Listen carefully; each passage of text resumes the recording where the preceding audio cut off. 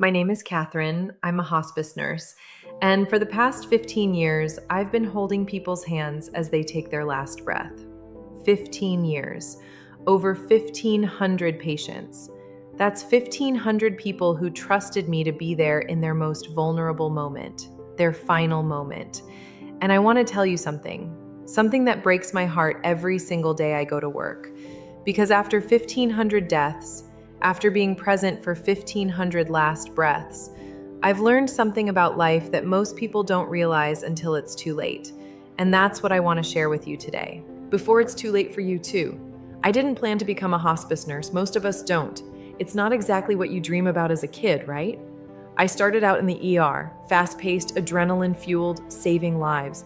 That's what I thought nursing was supposed to be about, but after 5 years in the ER, I was burned out, exhausted. I'd saved people just to send them back out into the world, and sometimes they'd come right back. Overdoses, car accidents, violence. I needed something different. A friend suggested hospice. "You'd be good at it," she said. "You're calm, patient. You actually listen to people." I didn't think I could do it. Being around death all day, watching people die, it sounded depressing, heartbreaking, and it is. God, it is. But it's also the most meaningful work I've ever done. My first patient was a woman named Margaret. She was 78 years old, stage 4 pancreatic cancer. She was dying and she knew it, but when I walked into her room that first day, she smiled at me. This woman who was in pain, who had maybe 2 weeks left. She smiled and asked me about my day. I spent 2 weeks with Margaret, and in those 2 weeks, she taught me more about life than I'd learned in 28 years of living.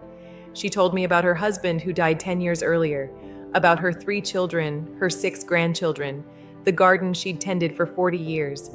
She told me about her regrets. "I wish I'd worried less," she said, "about everything, the house, the money, what people thought. None of it mattered, none of it. I wish I'd spent more time with my husband while I had him. We were always too busy, always putting things off. When we retire," we'd say, "when the kids are grown, when we have more money." She paused, and tears rolled down her cheeks.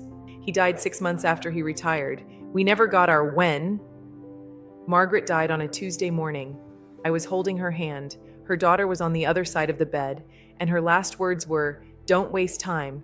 Promise me, don't waste time." I promised her, and I've carried that promise with me for 15 years. That was my first lesson in hospice, but it wouldn't be my last. Over the next 15 years, I'd see the same patterns emerge, over and over and over. Different people, different lives, different stories, but the same regrets. Always the same regrets. I remember James, 59 years old, heart failure. He was a CEO, built a company from nothing, worth millions. He had a corner office with a view, a vacation home in Aspen, cars, boats, everything money could buy.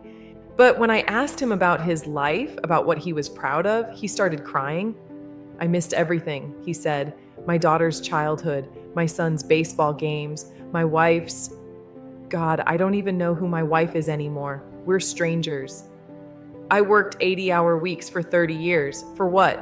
So I could die at 59 in a bed surrounded by expensive furniture but completely alone?" His wife visited once in the 3 weeks he was in hospice.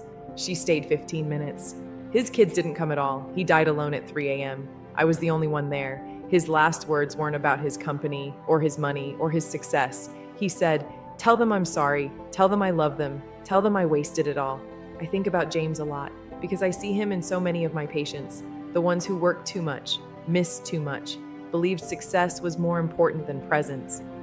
Then there was Patricia, 47 years old, breast cancer, too young, way too young, she had a teenage daughter, 15 years old. Patricia spent her last 6 weeks writing letters, one for every milestone her daughter would face without her.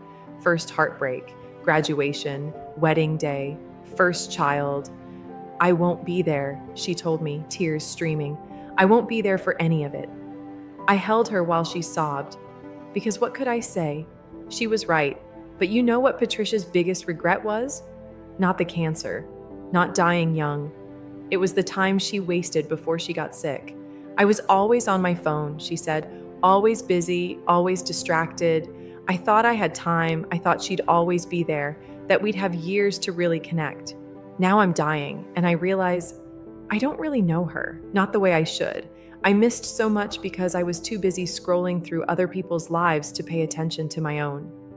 Patricia died with those letters on her bedside table. Her daughter took them home in a bag. I often wonder about that girl, reading her mother's letters on all those important days, knowing her mom wrote them while dying. Then there was Robert and Helen, married 62 years. Robert was dying of lung cancer. Helen sat by his bed every single day from 8 a.m. until 10 p.m. Every single day. She'd hold his hand, read to him, talk to him, even when he couldn't respond anymore. 62 years, she told me one day, and it still doesn't feel like enough time. I asked her what their secret was. 62 years of marriage. That's rare. She smiled. We chose each other every day, even on the hard days, especially on the hard days. We didn't take each other for granted. We said, I love you every morning. We held hands. We made time for each other no matter how busy life got. We weren't perfect. We fought. We struggled. But we never stopped seeing each other, really seeing each other. Robert died on a Wednesday evening. Helen was holding his hand. And you know what she said to him right before he took his last breath? Thank you. Thank you for every day. Thank you for seeing me. Thank you for loving me. Helen didn't have regrets. She was heartbroken, yes, but she didn't have regrets because they didn't waste time. They didn't take each other for granted. They showed up every day. That's rare, so rare. Most of my patients aren't like Robert and Helen. Most of them are like David, 71 years old, prostate cancer, 3 ex-wives, 5 kids who don't talk to him, no visitors except his lawyer. He spent his life chasing money, affairs, excitement, always looking for the next thing, the better thing. I had it all, he told me, and I threw it away, again and again and again. My first wife, she loved me, really loved me. We had 2 kids, a good life, but I cheated, thought I was missing out on something. Second wife, same thing. Then the third, I kept thinking the problem was them, but it was me. It was always me. Now I'm dying and no one cares. My kids won't return my calls. My ex-wives moved on. I'm alone. He looked at me with the saddest eyes I've ever seen. Don't be like me, he said. Don't throw away the people who love you, because one day you'll wake up and realize they were all you ever needed, and they'll be gone.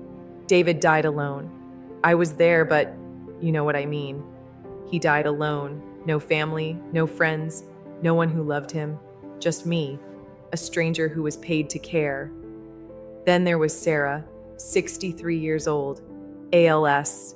She couldn't move, couldn't talk, could barely breathe on her own. But her family came every day, her husband, her kids, her grandkids. They'd sit around her bed and just talk, share their days, tell her stories, show her photos. They'd hold her hand, kiss her forehead, tell her they loved her. And even though she couldn't respond, you could see it in her eyes, the love, the gratitude, the peace. Sarah's husband told me, we're making memories, for us, not for her, so that when she's gone, we'll know we showed up. We'll know we loved her until the very end. Sarah died surrounded by everyone she loved, and everyone who loved her. Her room was full of love, full of people, full of everything that matters. I stood in the back of the room watching, and I thought, this is how everyone should die, surrounded by love, knowing they mattered, knowing they were loved. But most people don't die like Sarah. Most people die alone, or with regrets, or with, I wish I had, instead of, I'm glad I did. And that brings me to the truth, the one truth that breaks my heart every single day after 1,500 deaths, after holding 1,500 hands in their final moments. I can tell you that no one regrets the life they lived. They regret the life they didn't live. No one on their deathbed says, I wish I'd worked more hours. No one says, I wish I'd bought a bigger house. No one says, I wish I'd spent more time on social media. No one says, I wish I'd worried more about what people thought. They say, I wish I'd told them I loved them. I wish I'd spent more time with my kids. I wish I'd taken that trip. I wish I'd forgiven them. I wish I'd danced more, laughed more, worried less. I wish I'd been brave enough to live the life I wanted, not the life everyone expected. They wish they'd been present, really present, not just physically there, but mentally, emotionally there. They wish they'd put down their phones. They wish they'd said yes to adventure. They wish they'd been kinder, braver, more loving. I hold people as they die, and I see the regret in their eyes, the regret of time wasted, of love unspoken, of dreams unpursued, of a life spent doing what they were supposed to do instead of what they wanted to do, of a life spent being busy instead of being alive. And that's what breaks my heart every single day, because I can't save them. By the time they come to me, it's too late. I can make them comfortable. I can hold their hand. I can listen to their regrets. But I can't give them back the time they wasted. I can't give them back the words they never said. I can't give them back the chances they didn't take. But maybe I can save you. If you're watching this, you still have time. You still have time to tell someone you love them. You still have time to apologize. You still have time to take that trip. You still have time to be present with your kids. You still have time to hold your partner's hand. You still have time to dance in the kitchen. You still have time to choose love, choose presence, choose life. Don't wait until you're dying to realize what matters. Margaret taught me that. James taught me that. Patricia taught me that. 1,500 people have taught me that.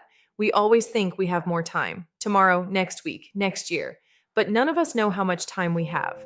I see 25-year-olds dying. I see 95-year-olds dying. Death doesn't care about your plans. So please don't waste the time you have. Don't take people for granted. Don't let work consume your life. Don't let fear stop you from living. Don't let pride stop you from loving. Because I promise you, when you're lying in that bed, when you're taking your last breaths, you won't care about the promotion you didn't get. You won't care about the argument you had with your neighbor. You won't care about the money in your bank account. You'll care about the people you loved and whether you told them, whether you showed them. You'll care about the moments you shared or didn't share. You'll care about whether you truly lived or just existed. I go home every night and I think about my patients, about their final words, their regrets, their wisdom earned too late, and I make sure I'm living differently. I call my mom every day, even when I'm tired, especially when I'm tired. I tell my friends I love them out loud, even though it feels awkward sometimes. I say yes to adventures. I take the trips. I dance. I laugh. I'm present, really present, because I know what I know. I know that one day I'll be the one in that bed. And when that day comes, I want to die like Helen and Robert, like Sarah, surrounded by love, with no regrets, knowing I lived, really lived. So that's the truth that breaks my heart every single day, that people wait until they're dying to realize how they should have lived, but you don't have to. You're here now. You're alive now. Don't wait. Please don't wait. Tell them you love them. Today, hold their hand. Today, be present. Today, live today. Because tomorrow isn't promised to any of us. And I've held too many hands of people who ran out of tomorrows before they started living. Don't be one of them. If this story touched you, please subscribe, and in the comments tell me, who are you going to tell I love you to today? Because they need to hear it, and you need to say it before it's too late.